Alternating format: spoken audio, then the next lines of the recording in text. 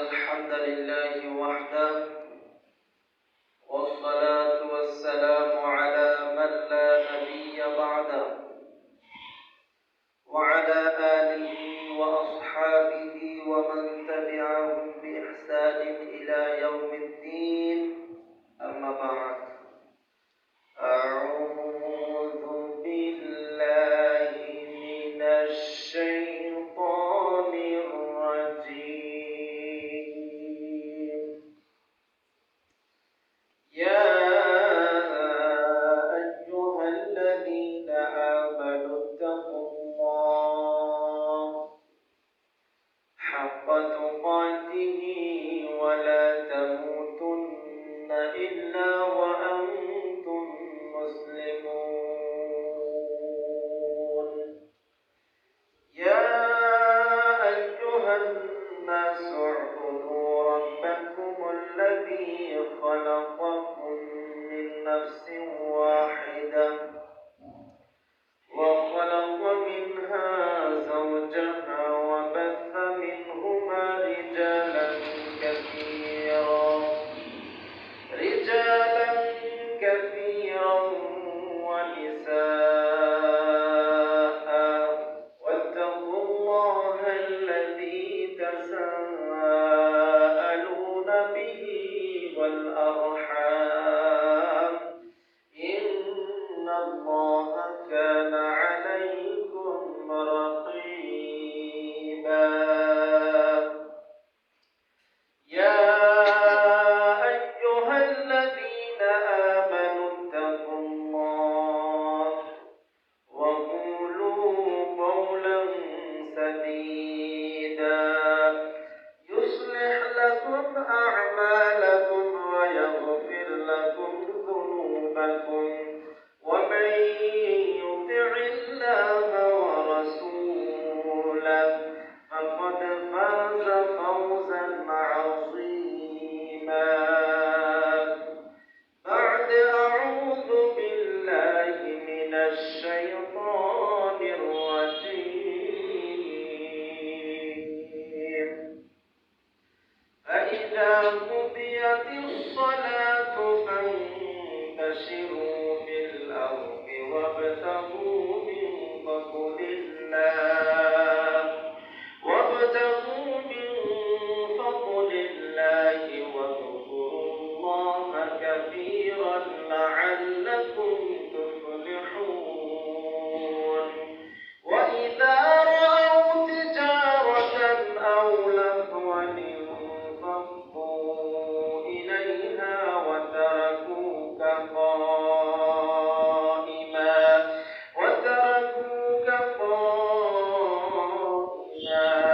قل ما عند الله خير من اللهو ومن التجارة والله خير الرازقين. وقال النبي صلى الله عليه وسلم: جعلت لي الأرض مسجدا وطهورا فأيما رجل من أمتي أدركته الصلاة فليصلي. رواه البخاري।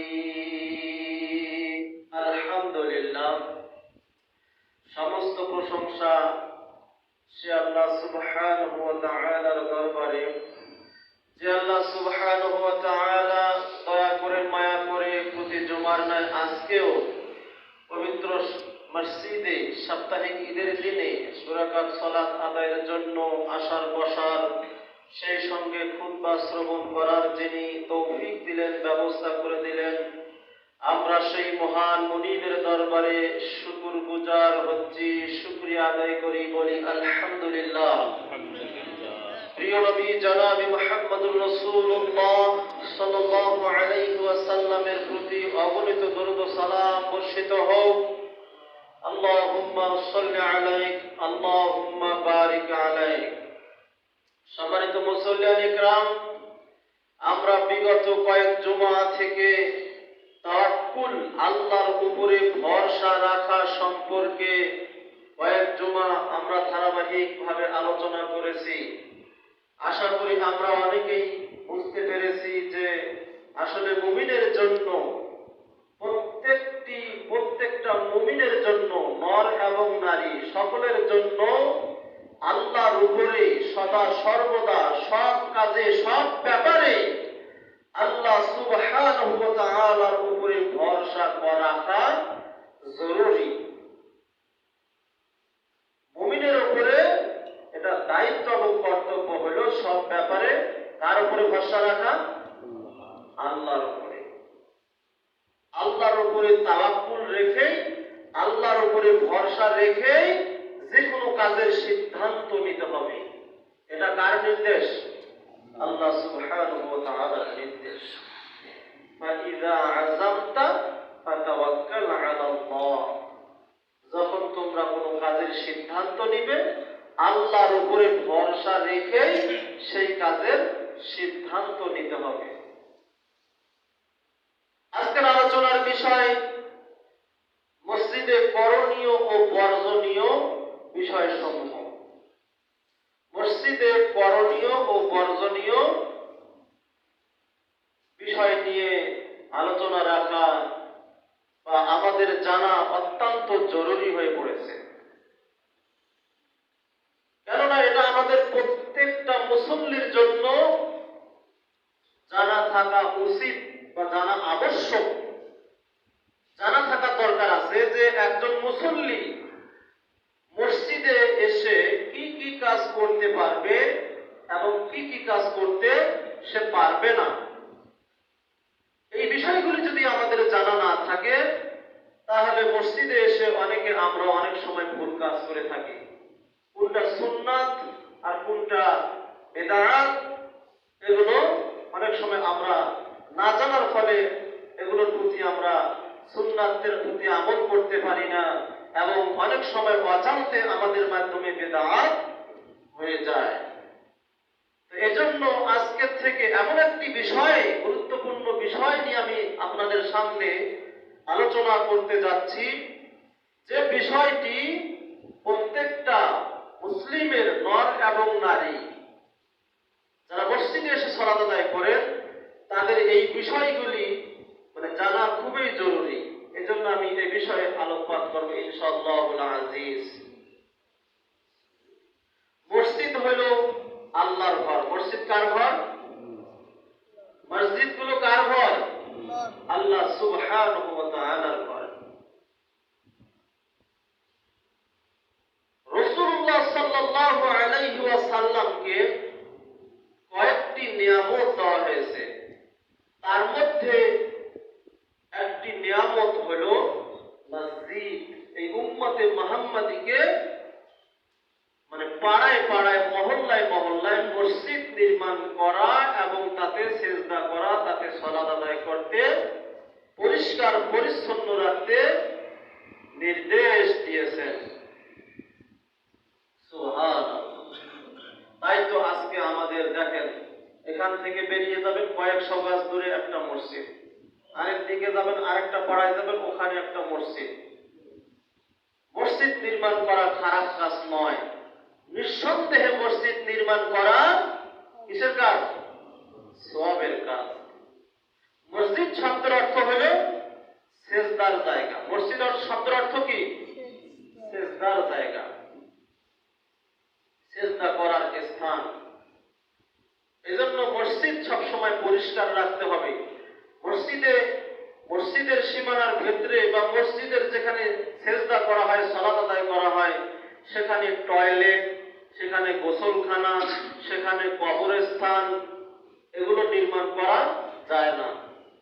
সারা পৃথিবীতে আপনি সালাত আদায় করতে পারেন, যেখানে ইচ্ছা সেখানে আপনি সালাত আদায় করতে পারেন, শুধুমাত্র টয়লেটে, গোসলখানায় এবং কবরস্থান, এই তিন জায়গা ব্যতিরেকে আপনি যেখানে ইচ্ছা সেখানেই সালাতের জন্য আযান হয়ে গেলে, ওয়াক্ত হয়ে গেলে আপনি সেখানে সালাত আদায় করতে পারেন। রাসূলুল্লাহ সাল্লাল্লাহু আলাইহি ওয়াসাল্লাম রাসূলুল্লাহ সাল্লাল্লাহু আলাইহি ওয়াসাল্লামকে যে নিয়ামত দেওয়া হয়েছে তার মধ্যে গানিমত হিসাবে এই মসজিদ দেওয়া হয়েছে, বলেন সুবহানাল্লাহ। সারা পৃথিবীকে আল্লাহ সুবহানাহু ওয়া তাআলা মসজিদ হিসাবে দিয়ে দিয়েছেন, বলেন সুবহানাল্লাহ। সারা পৃথিবীকে শুধুমাত্র টয়লেট, গোসলখানা আর কবরস্থান। কবরের উপরে সালাত আদায় করার নিষেধ আছে, গোসলখানায় সালাত আদায় করা যাবে না, টয়লেটেও সালাত আদায় করা যাবে না। এছাড়া যেখানে ইচ্ছা আপনি সেজদা দিতে পারেন, আপনি সেখানে সালাত আদায় করতে পারেন, কোনো অসুবিধা নেই। কিন্তু তারপরেও মুসলমানেরা একটি জায়গা নির্ণয় করে সেখানে একত্রিত হয়ে যাতে জামায়াতের সহিত সালাত আদায় করা যায়, এই জন্য আল্লাহর ঘর মসজিদ নির্মাণ করে যাতে সেখানে একত্রিত হয়ে সকলেই মিলে একসাথে সালাত আদায় করতে পারে। কেননা জামায়াতের সহিত সালাত আদায় করলে 25 অথবা 27, দুইটি সহিহ হাদিস, 25 অথবা 27 গুণ সওয়াব বেশি পাওয়া যায়, বলেন সুবহানাল্লাহ। বাড়িতে বা অন্য কোথাও আপনি সালাত আদায় করলে এক নেকি পেলে জামে মসজিদে, এই মসজিদে আপনার জামাতের সহিত সালাত আদায় করলে 25 অথবা 27 গুণ সওয়াব আপনার আমলনামায় আল্লাহ সুবহানাহু ওয়া তাআলা বেশি দিয়ে দিবেন, বলেন সুবহানাল্লাহ। রাসূলুল্লাহ সাল্লাল্লাহু আলাইহি ওয়াসাল্লাম বলেছেন, জুইলাত লিয়াল আরদু মাসজিদান ওয়া তাহুরান ফাআইয়ুমা রাজুলিন মিন উম্মতি আদরাকাতুহুস সালাতু ফালইউসাল্লি, রাওয়াহুল বুখারী। হাদিসটি বুখারী শরীফে এসেছে। রাসূলুল্লাহ সাল্লাল্লাহু আলাইহি ওয়াসাল্লাম বলেছেন, সমস্ত জমিনকে আমার জন্য পবিত্র ও সালাত আদায়ের উপযোগী করা হয়েছে। সুবহানাল্লাহ। পৃথিবীর সমস্ত জমিনকে আমার জন্য পবিত্র স্থান এবং সালাত আদায়ের উপযোগী করা হয়েছে, বলেন সুবহানাল্লাহ। কাজে আমার উম্মতের যে কোনো লোক, যে কোনো ব্যক্তি ওয়াক্ত হলেই সালাত আদায় করতে পারবে, সুবহানাল্লাহ। অতএব আমার যে কোনো উম্মত যেখানে সালাতের সময় হবে, সালাতের ওয়াক্ত হবে, সেই জায়গায় সে সালাত আদায় করতে পারবে। কিন্তু হাদিসে নিষেধ করা হয়েছে কয়টি জায়গা? 3টি। কি কি? টয়লেট, গোসলখানা আর হলো কবরস্থান। এই 3টি জায়গা ব্যতিরেকে আপনি যেখানেই আযান হবে, যেখানেই ওয়াক্ত হবে, সেখানে আপনি সালাত আদায় করতে পারেন। হাদিসে এসেছে, রাসূলুল্লাহ সাল্লাল্লাহু আলাইহি ওয়াসাল্লাম বলেছেন, আল্লাহ ওই মুসল্লিকে দেখে খুব খুশি হন যে মুসল্লি পাহাড়ের মধ্যে ফাঁকা জায়গায় আপনার কোনো কাজে ব্যস্ত আছে বা কোনো কাজ করতেছে মাঠে, আর সেই জায়গায় সে আযানের ওয়াক্ত হয়ে গেল, হওয়ার সাথে সাথে সেখানে একাই আযান দিল এবং সেখানে সালাত আদায় করলো দাঁড়িয়ে। ওই ব্যক্তিকে দেখে আল্লাহ গর্ববোধ করেন এবং ফেরেশতাদেরকে নিয়ে গর্ব করেন, আলোচনা করেন, দেখো আমার বান্দা। খুব গর্ববোধ করেন যে আমার বান্দা এখানে ওয়াক্ত হয়েছে, দেখো আমার হুকুম পালন করার জন্য এখানেই সে আযান দিল এবং সে এখানে সালাত আদায় করলো, আমাকে সিজদা দিল, বলেন সুবহানাল্লাহ। তাহলে আমাদের জন্য সারা পৃথিবীর জমিনকে সালাত আদায়ের জন্য উপযোগী করে দেওয়া হয়েছে, শুধুমাত্র 3টি জায়গা ব্যতিরেকে। সুতরাং মসজিদে যখন আমরা এই মসজিদে প্রবেশ করব, তখন আমাদের কিছু করণীয় এবং বর্জনীয় বিষয় আছে। কিছু কিছু কাজ আছে আমাদের মসজিদে অনেক সময় হয়ে যায় যেগুলো সুন্নাহ বিরোধী, আর কিছু কিছু কাজ আছে এগুলো আমল করলে, এগুলো সুন্নাত, এগুলো করলে সওয়াব আমাদের আমলনামায় লেখা হবে। তার মধ্যে সর্বপ্রথম একজন মুসল্লির জানা থাকতে হবে, যখন মসজিদে সে প্রবেশ করবে তখন দোয়া পড়তে হবে। কি করতে হবে? এই দোয়া পড়ে মসজিদে প্রবেশ করা হলো সুন্নাত। সুন্নাত মানে কি? নবীর অনুসরণ শুরু হয়ে গেল। সুন্নাত মানে নবীর অনুসরণ করা। যে আমাদের নবী বিশ্ব নবী মুহাম্মদুর রাসূলুল্লাহ সাল্লাল্লাহু আলাইহি ওয়াসাল্লাম যখন মসজিদে প্রবেশ করেছেন তখন ডান পা আগে দিয়ে একটি দোয়া পড়েছে। কি পড়েছেন? সেই দোয়া কি আমাদের জানা আছে? সকলের জানা আছে? যদি এমন কাউকে ধরা যায় যে আপনার এই দোয়াটা জানা আছে, বলতে পারবেন? বলেন ইনশাআল্লাহ। যদি কারো জানা না থাকে আমি জানিয়ে দিচ্ছি, কিন্তু এগুলো আপনারা মুখস্থ করবেন। এটা কিন্তু কোনো ইমাম দিয়ে কোনো হুজুর দিয়ে পড়ালে কিন্তু এই দোয়া হবে না। যেই জায়গায় যেই দোয়া যেভাবে রাসূল সাল্লাল্লাহু আলাইহি ওয়াসাল্লাম পড়েছেন, পড়তে বলেছেন, সেই জায়গায় সেই দোয়া আমাদেরকে নিজ নিজ সেখানে পড়তে হবে। আপনার দোয়া আমি পড়ে দিলে কিন্তু ওটা হবে না। হবে? এমন কিছু কিছু জায়গা আছে ওই দোয়া নিজে নিজে পড়তে হবে। সেই দোয়াগুলি আমাদের মুখস্থ করার তৌফিক দিন। সকলে বলি আল্লাহুম্মা আমিন। যাই হোক, মসজিদে যখন আমরা ঢুকবো, যখন একজন মুসল্লি মসজিদে ঢুকবে, সর্বপ্রথম ডান পা আগে প্রবেশ করিয়ে বলতে হবে বিসমিল্লাহি ওয়া সালাতু ওয়াস সালামু আলা রাসূলিল্লাহ আল্লাহুম্মা ইফতাহলি আবওয়াবা ওয়া রাহমাতিক। বিসমিল্লাহি, আল্লাহর নামে আরম্ভ করতেছি, শুরু করতেছি। ওয়াস সালাতু ওয়াস সালামু আলা রাসূলিল্লাহ, রাসূলুল্লাহ সাল্লাল্লাহু আলাইহি ওয়াসাল্লামের উপরে রহমত ও শান্তি বর্ষিত হোক। বলেন সুবহানাল্লাহ। দোয়ার অর্থ আল্লাহুম্মা ইফতাহলি আবওয়াবা ওয়া রাহমাতিক, আল্লাহুম্মা ইফতাহলি আবওয়াবা রাহমাতিক। মুখস্থ করে নেন, আল্লাহুম্মা ইফতাহলি আবওয়াবা রাহমাতিক। হে আল্লাহ, আপনি আমার জন্য রহমতের দরজা খুলে দিন। সুবহানাল্লাহ। আপনি আমার জন্য করুণার দরজা খুলিয়ে দিন। অর্থ হইল আল্লাহুম্মা ইফতাহলি আবওয়াবা রাহমাতিক, আল্লাহুম্মা ইফতাহলি আবওয়াবা রাহমাতিক। মুখস্থ হয়ে গেছে? মুখস্থ হয় নাই? বারবার বলতেছে এটা। আল্লাহুম্মা ইফতাহলি আবওয়াবা রাহমাতিক। হে আল্লাহ, আপনি আমার জন্য আপনার করুণা, আপনার রহমতের দরজা খুলিয়ে দিন। সুবহানাল্লাহ। মসজিদে ঢোকার সময় এই দোয়া পড়লাম। দোয়ার অর্থ এটা। দোয়া পড়লাম কি পড়লাম না? পড়লাম কি না? পড়তে হবে কিভাবে? ডান পা আগে দিয়ে এই দোয়া পড়তে হবে। তারপরে সালাম দিতে হবে, আসসালামু আলাইকুম। সালাতরত কোনো মুসল্লি যদি নামাজরত অবস্থায় থাকে, দেখো সবাই নামাজ পড়তেছেন, সালাত আদায় করতেছেন, তবু আপনি সালাম দিবেন। কিন্তু যারা সালাত আদায় করতেছেন নামাজ পড়া অবস্থায় কিন্তু সালামের উত্তর নেওয়া যাবে না। সালাম কিন্তু সর্ব অবস্থায় দিতে হবে, সব জায়গায় দিতে হবে। আপনি টয়লেট অবস্থায় থাকেন, বাথরুম করা অবস্থায় থাকেন, গোসল অবস্থায় থাকেন, খাওয়া দাওয়া অবস্থায় থাকেন, আপনি আছেন, কিন্তু যে ঢুকবে তিনি সালাম দিয়ে ঢুকবে। যিনি টয়লেটে আছেন তিনি ওই সময় সালামের উত্তর নিতে কি পারবেন না। যিনি সালাতে দাঁড়িয়ে আছেন ওই সময় সালাতের উত্তর নিতে পারবেন না। কিন্তু আপনার খাওয়া দাওয়া অবস্থায় সালামের উত্তর নেওয়া যাবে। অনেকে আমাদের সমাজে এই ভুল মাসালাটা জেনে থাকেন যে খাওয়ার সময় কেন সালাম দিলেন।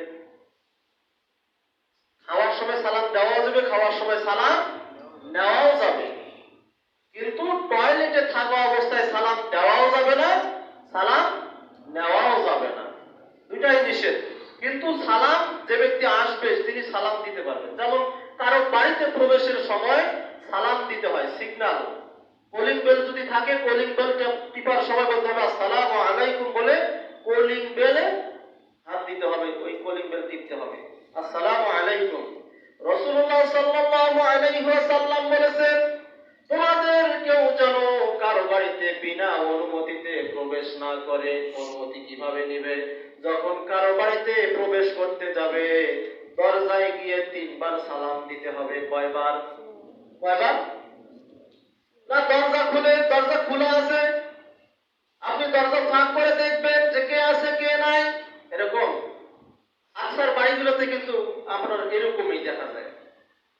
হঠাৎ করে মনে করেন যে ঢুকতেছে, সিধা ঢুকতেছে, কোনো কথা নাই, বার্তা নাই। এখন বাড়িতে কোনো মহিলা মানুষ থাকতে পারে কি পারে না? থাকবেই তো মহিলা মানুষ। কি অবস্থায় আছে দেখা গেল যে একজনকে দেখে পুরুষ মানুষ বাইরের কাউকে দেখে তাড়াহুড়া করে সে ভিতরে ঢুকলো। এগুলো ওয়াসাল্লাম বলেছেন, যখন কোন বাড়িতে প্রবেশ করতে যাবে তখন 3 বার সালাম দিবে। কয়বার? 3 বার সালাম দেওয়ার পরে যদি কোনো উত্তর আসে তাহলে সেখানে থাকবে। যদি মহিলা মানুষও থাকে, ওয়ালাইকুম আসসালাম কর্কশ ভাষায় দিবে। কি ভাষায়? কর্কশ ভাষায় সালামের উত্তর নিয়ে বলবেন, আপনি যাকে খুঁজতেছেন, বা আমার স্বামী, বা আমার বাবা, বা আমার ভাই, যাকে এখন খুঁজতেছেন তিনি বাসায় নাই। বর্তমান আমাদের বাড়িতে কোনো পুরুষ মানুষ নাই। যখন উত্তর পাবেন আপনি ফিরে আসবেন। 3 বার সালাম দেওয়ার পরে কোন সারা শব্দ যদি বাড়ির ভেতর থেকে পাওয়া না যায়, আপনাকে সেখান থেকে ফেরত যেতে হবে। 5 টপ দিয়ে দরজা খুলে আর দরজা ফাঁক করে ঢোকার কোন অনুমোদন ইসলাম আপনাকে দেয় না। দেয়নি। সেখান থেকে ফেরত আসতে হবে। কথা বুঝে আসে? কথা বুঝতে পারতেছেন? সালামের উত্তর 3 বার দেওয়া, সালাম দেওয়ার পরে উত্তর না আসলে ফিরে আসতে হবে, অন্যথায় আপনি বাসায় প্রবেশ করতে পারেন না। এটা হলো রাসূলুল্লাহ সাল্লাল্লাহু আলাইহি ওয়াসাল্লামের সুন্নাহ। সুতরাং মসজিদে যখন আপনি ঢুকবেন সালাম দিয়ে ঢুকবেন। খুব উচ্চ স্বরে দিবেন না, যাতে মানুষ বিকট আওয়াজে দেওয়া যাবে না, যাতে অন্যজন মুসল্লি বা যারা সালাতরত অবস্থায় আছে তাদের সমস্যা হয়। এভাবে সালাম দেওয়া যাবে না। আপনি ডান পা প্রথমে দিয়ে বিসমিল্লাহি ওয়াস সালাতু ওয়াস সালামু আলা রাসূলিল্লাহ আল্লাহুম্মা ইফতাহ লি আবওয়াবা ওয়া রাহমাতিক। এরপরে মসজিদের ভিতরে ঢুকে আপনার সালাত ইবাদত বন্দেগী যা আছে সব সেরে নিলেন। সেরে নেওয়ার পরে আপনি যখন মসজিদ থেকে বের হবেন, অনুরূপভাবে কোন পা আগে দিয়ে মসজিদ থেকে বের হতে হয়? আপনি বলেন, মসজিদ থেকে বের হওয়ার সময় কোন পা আগে দিতে হয়? হ্যাঁ, বাম পা। বাম পা। মাশাআল্লাহ, বাম পা আগে দিতে হয়। এখানে কিন্তু আবার ডাইন পা না। মসজিদ থেকে বের হওয়ার সময় বাম পা আগে দিব আর দোয়া পড়ব। বিসমিল্লাহি ওয়াস সালাতু ওয়াস সালামু আলা রাসূলিল্লাহ আল্লাহুম্মা ইন্নী আসআলুকা মিন ফাদলিক।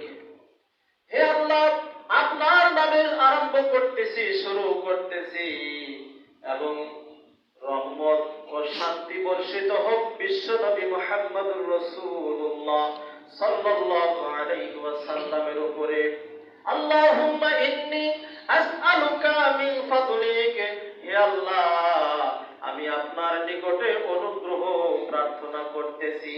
আল্লাহুম্মা ইন্নী, হে আল্লাহ, আমি আসআলুকা, আপনার নিকটে চাচ্ছি, আপনার নিকটে চাচ্ছি, মিন ফাদলিক অনুগ্রহ।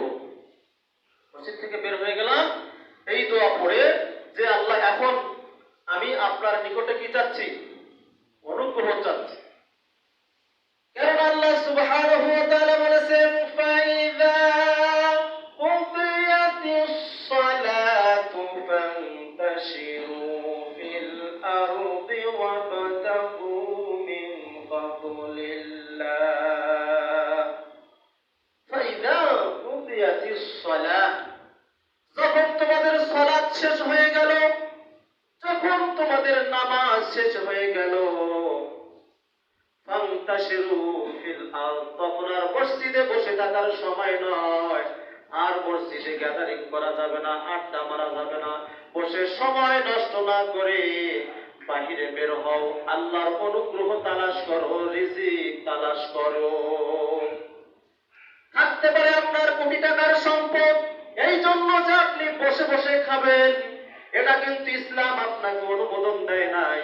আপনার কোটি কোটি সম্পদ আপনি আল্লাহর রাস্তায় ব্যয় করে দেন, সমস্যা নাই। আপনি এমন সম্পদ রাখবেন যে সম্পদ আপনার জন্য রাখা জরুরি। যতটুকু সম্পত্তি আপনার পরিবার চালা যাবে, আপনার স্ত্রী সন্তানদেরকে এর ভরণ পোষণের দায়িত্ব পালন করা যাবে, এই পরিমাণ সম্পদ রেখে আপনি প্রয়োজনে আল্লাহর রাস্তায় সেগুলো দান করে দিতে পারে। এক বেদুইন সাহাবী রাসূলুল্লাহ সাল্লাল্লাহু আলাইহি ওয়াসাল্লামের দরবারে এসে বললেন, ইয়া রাসূলুল্লাহ,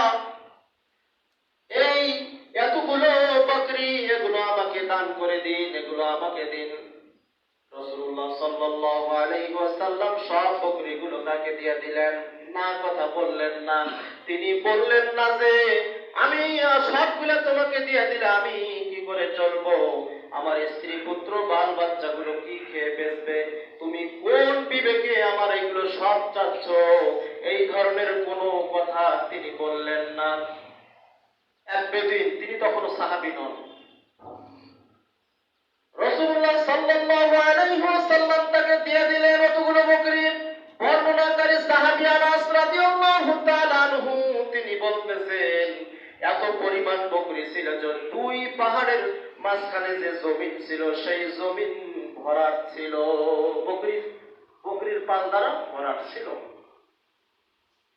এই বেদুইন তার কওমের নিকটে গিয়ে বলল, হে আমার কওম, হে আমার জাতি, হে আমার জাতি, বিশ্ব নবী মুহাম্মদুর রাসূলুল্লাহ সাল্লাল্লাহু আলাইহি ওয়াসাল্লাম এত বেশি বেশি দান খয়রাত করে যে তিনি অভাবকে কোনোদিন ভয় পান না।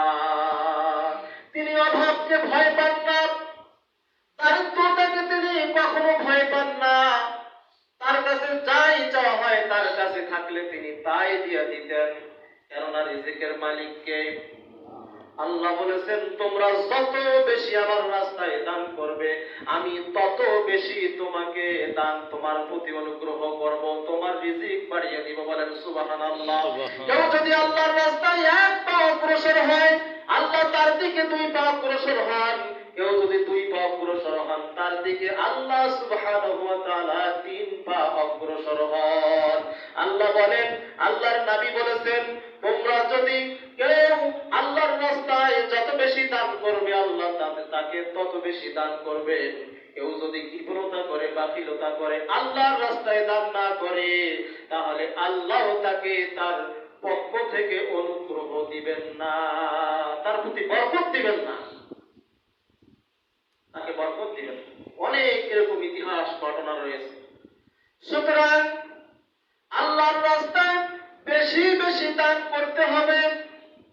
দান করলে পরে এই দান আপনার কিন্তু বিফলে যাবে না। আপনি আমি মারা যাব, খালি হাতে নিয়ে চলে যাব। এখন যত সম্পদ আছে এই সম্পদগুলো কিন্তু আমি এখনই মারা গেলে দুনিয়াতে রেখে যাব, আমি একাই চলে যাব কবরে। আমার সাথে কিচ্ছু যাবে না সাদা কাফন ছাড়া। আর সম্পদ এইদিকে আপনার আত্মীয় স্বজন, আপনার পরিবারের লোক বন্টন করে নিবে, ভাগাভাগি করে নিবে। আপনি যে কবরে ওই সময় সওয়াল জবাবের সম্মুখীন হবেন, ওই সওয়ালের জবাব কিন্তু কেউ নিতে আসবে না, কেউ দিবে না। ওই সওয়াল জবাব উত্তর আপনাকে একাই দিতে হবে। কিভাবে আপনি সম্পদ ইনকাম করেছেন, কিভাবে আপনি অর্থ ইনকাম করেছেন, আর কিভাবে ব্যয় করেছেন, সেগুলো আপনাকে সেখানে হিসাব দিতে হবে। এই জন্য রাসূলুল্লাহ সাল্লাল্লাহু আলাইহি ওয়াসাল্লাম বলেছেন, যার যত বেশি সম্পদ তাকে তত বেশি কঠিন মুসিবতের মধ্যে পড়তে হবে। যার যত সম্পদ কম তার তত হিসাব খুবই কম, জান্নাতে যাওয়া তার জন্য খুবই সহজ। এই জন্য বিশ্বনবী মুহাম্মদুর রাসূলুল্লাহ সাল্লাল্লাহু আলাইহি ওয়াসাল্লাম বলেছেন, ভালো করে শুনে রাখেন, এই হাদিসটা যারা শুনবে সহিহ হাদিস, তারা কোনোদিন সম্পদের লোভ করবে না।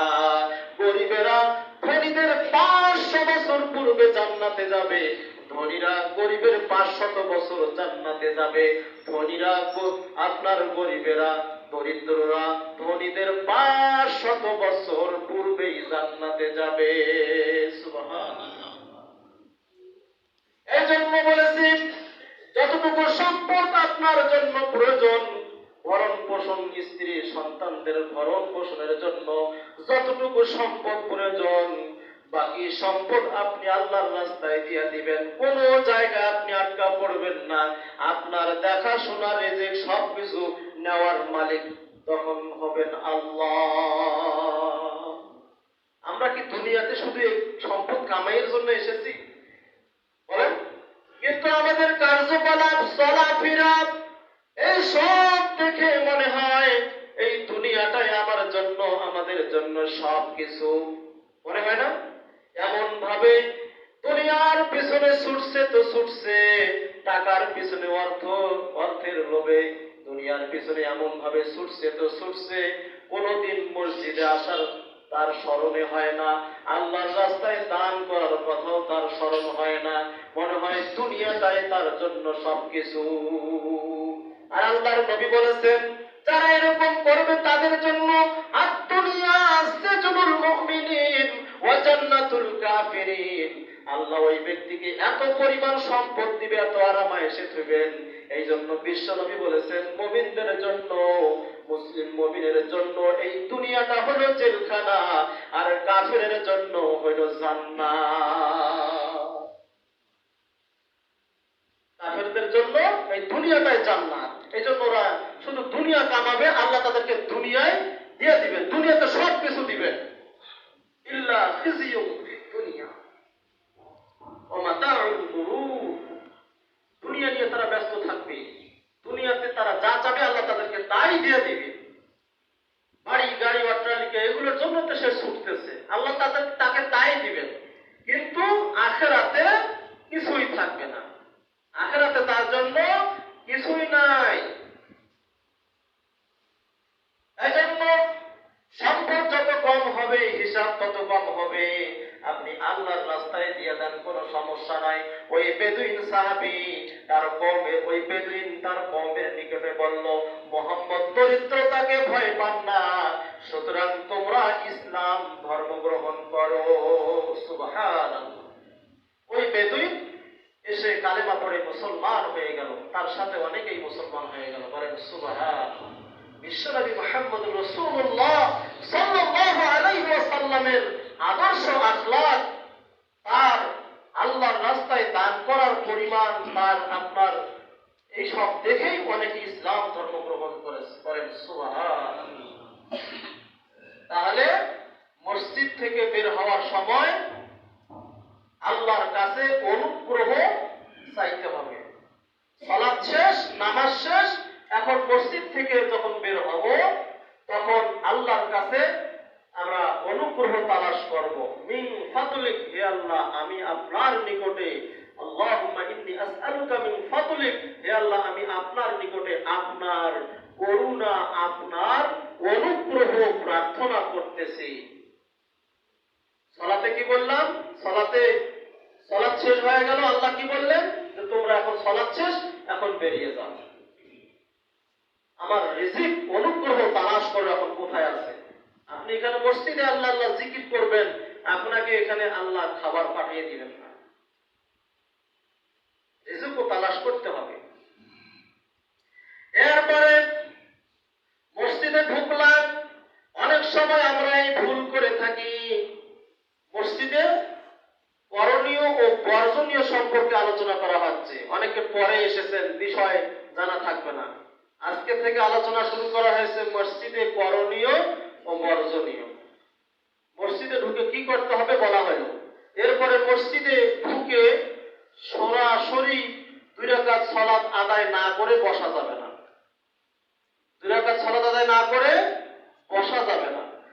রাসূলুল্লাহ সাল্লাল্লাহু আলাইহি ওয়াসাল্লাম এ ব্যাপারে সহিহুল বুখারীতে হাদিস এসেছে, তিনি বলেছেন, ইযা দাখালা আহাদুকুমুল মসজিদ, তোমাদের মধ্যে কোন ব্যক্তি যখন মসজিদে প্রবেশ করবে, তোমাদের মধ্যে যখন কোন মুসল্লি মসজিদে প্রবেশ করবে, ফালা ইয়াজলিস, সে যেন সরাসরি না বসে, সে যেন মসজিদে ঢুকে বসে না পড়ে, হাত্তা ইউসাল্লি রাকাতাইন, যতক্ষণ পর্যন্ত 2 রাকাত সালাত আদায় না করবে। 2 রাকাত সালাত আদায় না করা পর্যন্ত মসজিদে বসা যাবে না, এটা মসজিদের হক। এই সালাতকে তাহিয়াতুল মসজিদ আমরা বলে থাকি, তাহিয়াতুল মসজিদ বলা হয়। তাহলে এই হাদিস থেকে জানা যায় যে মসজিদে ঢুকলে, যখনই আপনি ঢুকবেন তখনই আপনি বসতে চাইলেই বসার পূর্বে 2 রাকাত সালাত আদায় করতে হবে, যে কোনো সময়, এটার জন্য কোনো ওয়াক্ত লাগে না। আপনি যখনই মসজিদে ঢুকবেন, ঢুকে যখন আপনি বসতে যাবেন, মসজিদের হক হলো 2 রাকাত সালাত আদায় করা। মসজিদে নববীতে একদিন রাসূলুল্লাহ সাল্লাল্লাহু আলাইহি ওয়াসাল্লাম খুতবা দিচ্ছিলেন, হঠাৎ একজন সাহাবী মসজিদে ঢুকলেন, ঢুকে আপনার সরাসরি বসে গেলেন। তিনি মনে করতেছেন যে খুতবা চলতেছে, বিশ্বনবী মুহাম্মদ রাসূলুল্লাহ সাল্লাল্লাহু আলাইহি ওয়াসাল্লাম খুতবা দিচ্ছেন, এখন আমি নামাজ পড়াটা কেমন, বসে পড়ি, বসে আলোচনা শুনি। রাসূলুল্লাহ সাল্লাল্লাহু আলাইহি ওয়াসাল্লাম সেই ব্যক্তিকে বললেন, তুমি কি 2 রাকাত সালাত আদায় করেছো? সে বলল না। বলে দাঁড়াও, 2 রাকাত সালাত আদায় করো, সংক্ষেপে 2 রাকাত সালাত আদায় করো আর বসে যাও।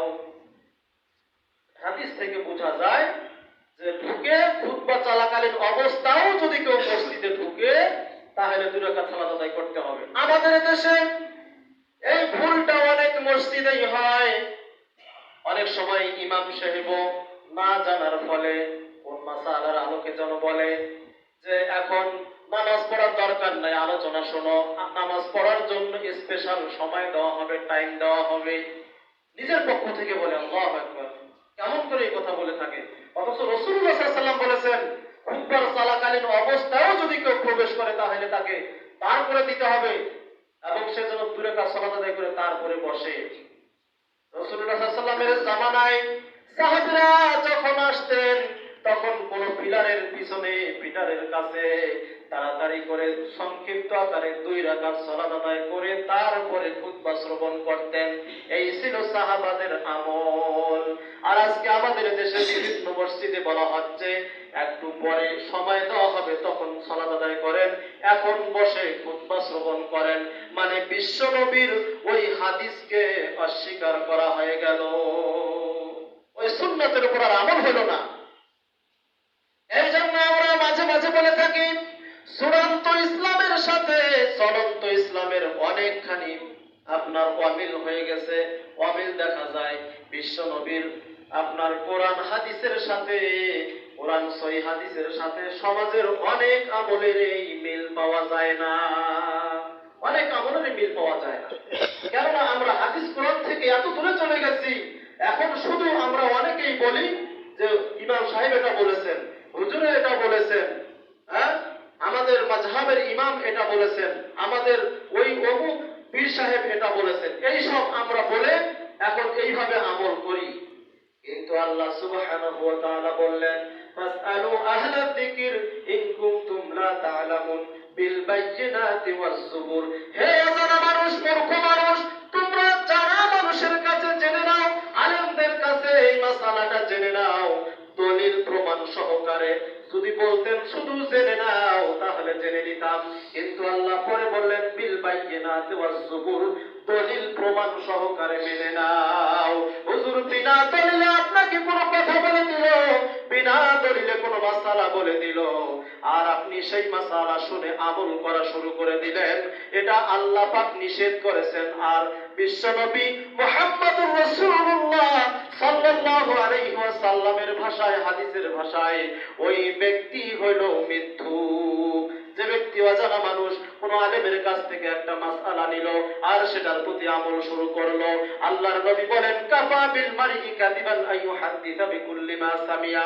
একজন ব্যক্তিকে মিথ্যুক হওয়ার জন্য এতটুকুই যথেষ্ট, সে যা শুনে তাই বলে বেড়ায়, যা শুনে তাই আমল করে। তাহলে এখান থেকে বোঝা যায় আপনি জানেন না, ঠিক আছে, যতটুকু আপনি জানবেন ততটুকু আমল করবেন, যতটুকু আপনার জানার বাইরে ওইটা আপনাকে আমল করার জন্য নির্দেশ দেওয়া হয় নাই।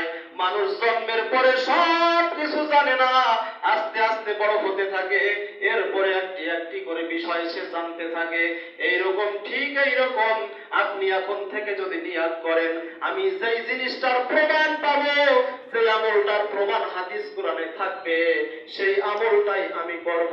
আর যেটা শোনা কথা, যেটা দেখা দেখি, যেটা বাপ দাদার আমল কাছ থেকে পেয়েছি, ওইটা আমি করব না। কারণ বাবাই কি করেছে, দাদাই কি বলেছে, সেটা আসল ইসলাম নয়।